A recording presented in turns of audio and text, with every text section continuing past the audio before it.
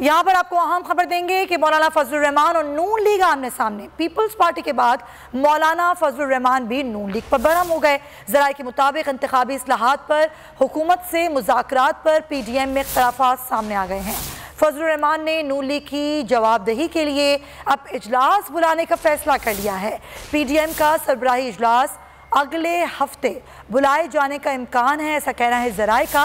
फजलुर रहमान नून league से तहफ़्फ़ुज़ात पर इस इजलास में वजाहत तलब करेंगे। आरिफ मलिक से मजीद जानते हैं। जी आरिफ, बताइएगा।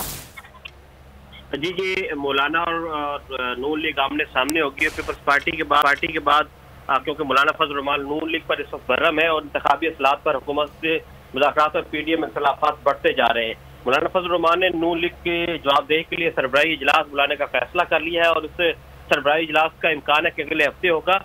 मौलाना फजलुर रहमान ने इजलास पर वजाहत तलब की है और कहा है कि जो कमेटी में नून लीग गई है इंतखाबी इस्लाहात की कमेटी में, उस पर मौलाना फजलुर रहमान नाराज हैं और शाहिद खाकान अब्बासी से फोन पर नाराजगी का इजहार भी किया है। मौलाना के इस मौके पर मरियम नवाज और शाहिद खाकान अब्बासी मुत्तफिक जरूर है, लेकिन शहबाज शरीफ इस मौके पर मुत्तफिक नहीं है कि कमेटी से बाहर ठीक है आरिफ मलिक, बहुत शुक्रिया आपका।